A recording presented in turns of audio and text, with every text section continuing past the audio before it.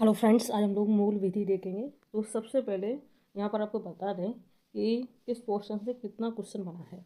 तो सबसे पहले आप यहाँ पर देखेंगे भारतीय दंड संहिता 1860, ठीक है। और इसमें आपको मिलेगा प्रारूप एवं विस्तार इसमें, ठीक है। प्रारूप एवं विस्तार से यूनिक प्रश्न एक बना है, रिलेटेड आपके 3 बने हैं, रिपीटेड एक भी नहीं। टोटल आपका 4 प्रश्न बना है। फिर परिभाषा से भी आपके 5 प्रश्न बने हैं। दंडों के विषय में आपके 10 प्रश्न बने हैं। साधारण अपवाद से आपका एक भी प्रश्न नहीं बना।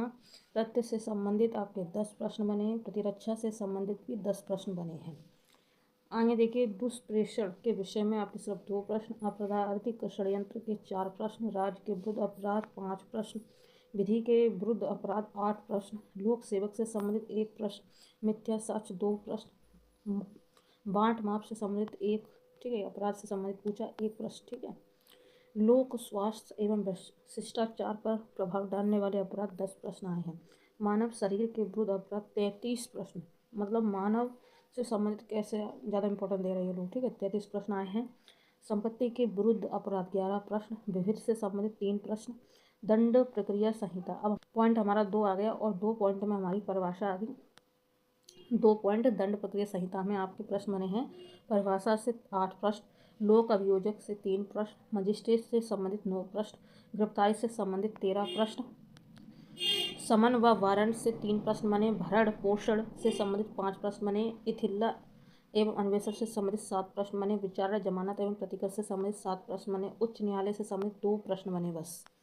और विविध से संबंधित 3 प्रश्न बने, साक्ष्य अधिनियम से संबंधित 6 प्रश्न बने, महिलाओं से संबंधित विविध विधिक प्रावधान, महिलाओं से संबंधित विधिक प्रावधान आपका।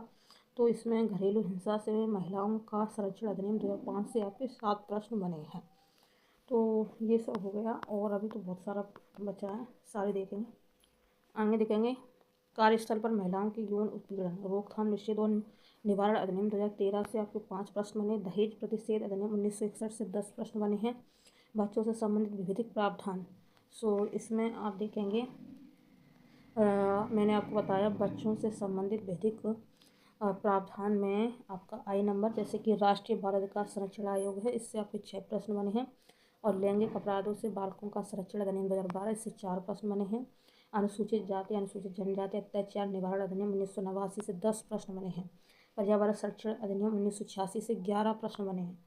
तो इसमें पर्यावरण को ला दिया बीच में, तो आप समझ सकते हैं कितना क्वेश्चन बना है इससे, ठीक है। जल प्रदूषण निवारण तथा नियंत्रण अधिनियम 1974 से सिर्फ 6 प्रश्न बने हैं। वन्य जीव संरक्षण अधिनियम 1972 से 11 प्रश्न बने हैं। संयुक्त राष्ट्र महासभा, ठीक है, और मानवाधिकार संरक्षण अधिनियम 1993 से आपके देख लीजिए आप 36 और 14 प्रश्न बने दोस्तों, ठीक है। जनहित याचिका से आपके 37 प्रश्न बने, इंपॉर्टेंट है तीनों ही पोर्शन।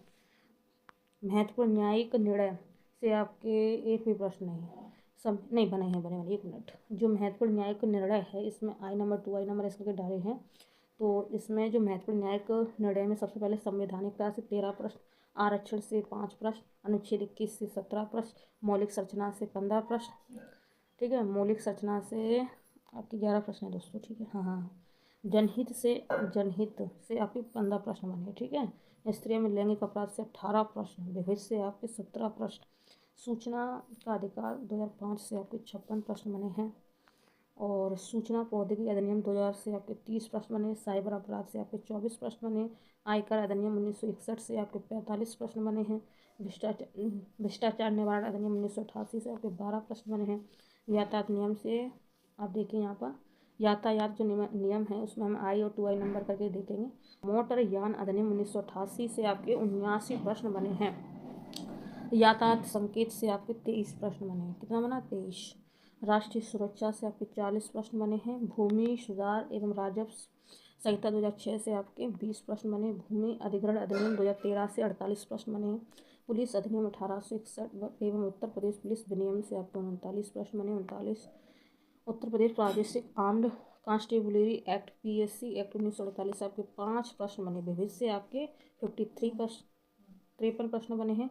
कुल प्रश्नों का विश्लेषण देखिए।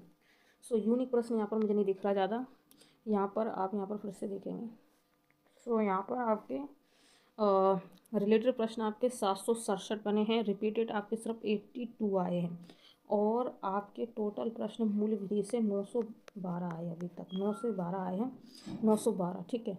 सो आप लोग यहाँ पे जान चुके हैं कि किस पोर्शन से कितना प्रश्न बनना है, और जो बड़ा पोर्शन है या उससे कम आ रहे हैं उनको छोड़ के पहले आप जो ज़्यादा प्रश्न आ रहे हैं जहाँ से, वो आप कंप्लीट करें सिलेबस को। मूल विधि का टोटली मैंने आपको सिलेबस बता दिया है। 2001 से 2021 तक ऐसे प्रश्न बने हैं, कहाँ से कितने।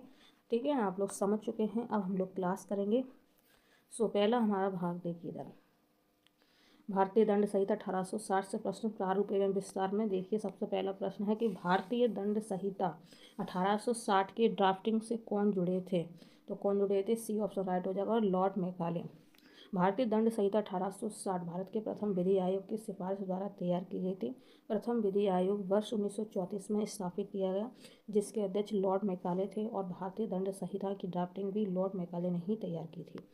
भारतीय दंड संहिता 1860 में लॉर्ड मैकाले द्वारा प्रारूपित संहिता का संशोधित संस्करण है। वे देश जहाँ संहिता उसी प्रारूप में आधारित है, सिंगापुर, ब्रुनई एवं श्रीलंका। ठीक है।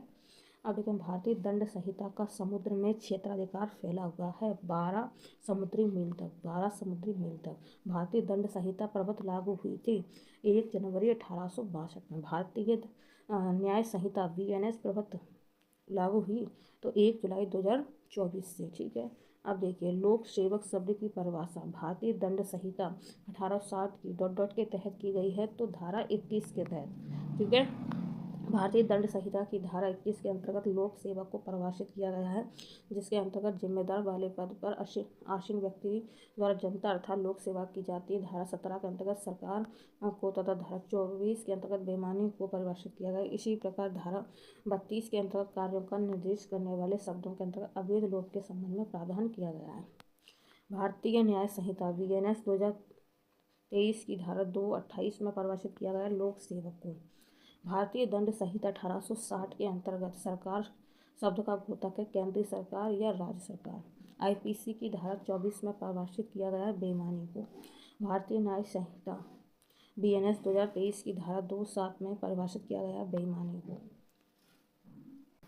भारतीय दंड संहिता की धारा 24 के अनुसार यदि कोई व्यक्ति किसी एक व्यक्ति को गलत तरीके से लाभ पहुंचाने या किसी अन्य व्यक्ति को गलत तरीके से हानि पहुंचाने के इरादे से कुछ भी करता है तो उसे कहा जाता है बेईमानी के इरादे। ठीक है। भारतीय दंड संहिता 1860 के अधीन धारा 42 में प्रयुक्त स्थानीय विधि लागू होगी भारत के किसी विशिष्ट भाग पर। भारतीय न्याय संहिता BNS 2023 की धारा 218 में प्रयुक्त स्थानीय विधि लागू होगी भारत के किसी विशिष्ट भाग पर। दंडों के विषय में भारतीय दंड संहिता के अधीन कितने प्रकार के दंडों की व्यवस्था की गई है, तो 5 प्रकार के दंडों की व्यवस्था की गई है। कितने प्रकार के, 5 प्रकार के। अब देखिए, भारतीय दंड संहिता 1860 की धारा 53 के तहत 5 प्रकार के दंडों की व्यवस्था की गई है। सबसे पहले नंबर 1 मृत्यु, नंबर 2 आजीवन कारावास, तीसरा कारावास जो 2 प्रकार का है, पहला कठिन अर्थात कठोर श्रम के साथ, और दूसरा है सादा। ठीक है। चौथा है संपत्ति का संपहरण। ठीक है। और 5वां जुर्माना। तो इस धारा में एक और प्रकार के सजा का प्रावधान था, जिसे काला पानी की सजा कहते थे। इसे वर्ष 1949 में क्या कर दिया, समाप्त कर दिया गया था। ठीक है, काला पानी की सजा को। भारतीय संहिता BNS 2023 की धारा 4 में 6 प्रकार के दंड का प्रावधान है। 6वें प्रकार का दंड सामुदायिक सेवा है, जबकि भारतीय दंड संहिता में 5 प्रकार के दंड का ही प्रावधान है दोस्तों। प्रत्येक मामले में जिसमें आजीवन कारावास की सजा दी जाती है, उपयुक्त सरकार अवधि को परिवर्तित कर सकती है, 14 वर्ष से अधिक नहीं। ठीक है। सजा की अवधि की समय सीमा की गणना में आजीवन कारावास को माना गया है 20 वर्ष का कारावास के बराबर। ठीक है। भारतीय दंड संहिता की धारा 63 के अनुसार जुर्माना राशि हो सकती है, असीमित हो सकती है। ठीक है। भारतीय न्याय संहिता BNS 2023 की धारा 8(1) के अनुसार जुर्माना राशि हो सकती है, असीमित हो सकती है।